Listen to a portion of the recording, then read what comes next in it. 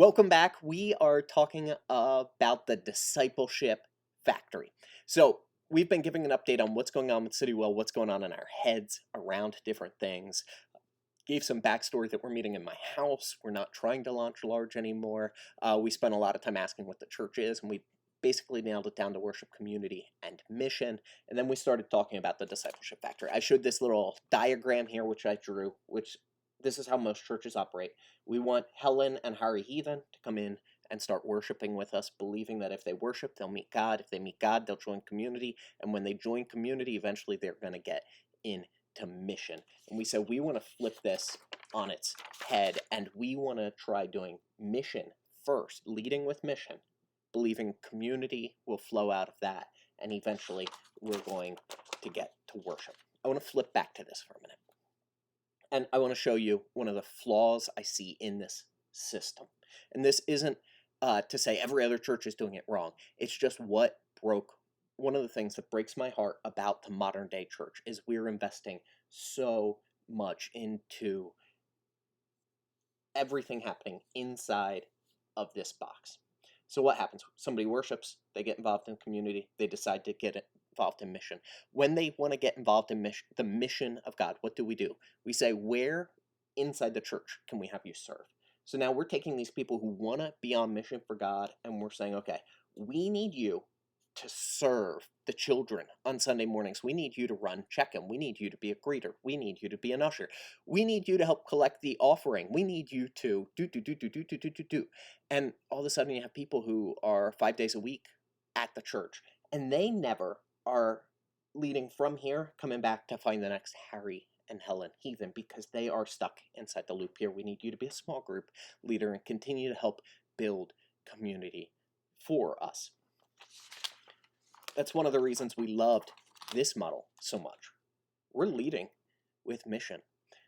And the micro church, what we're doing, doesn't have to meet in a home. It doesn't have to meet in a church. It doesn't have to meet anywhere specific. We can meet wherever the mission makes sense, believing that community and worship are going to flow out of that. So an example of that is we recently launched our second micro church, and it's kind of a weird one because it's a micro church to us.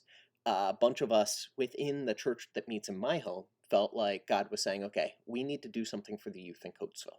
Around the same time, we had a church in Coatesville approach me and say, will you help us with our youth, as we're praying about youth? And so we believed that that was the Holy Spirit working, and we moved in to that.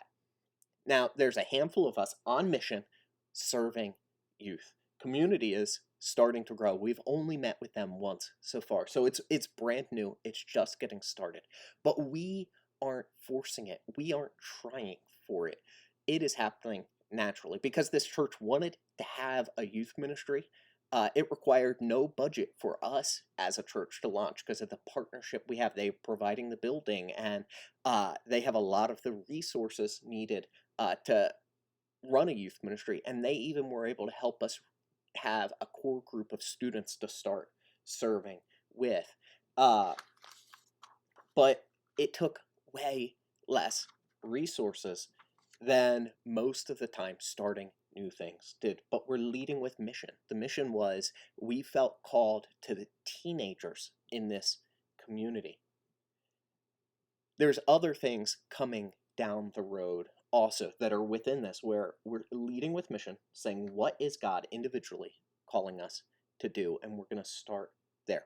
Now, I don't believe we're going to stay just this way. I believe if Citywell continues to go the way it is going, eventually what we're going to have to do is serve as a hub, because we can't do ministry alone. And we can't just serve and serve and serve and never be filled.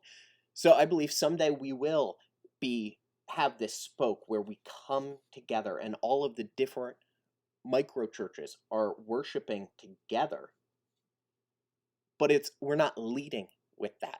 That is the outflow of what has been happening. Believers living on mission, coming back together to celebrate what God has been doing, leading with mission, but it leads to worship. So next time we're going to ask the question, or talk about 1 Corinthians 14:26 and how that's shaped my thoughts on the gatherings.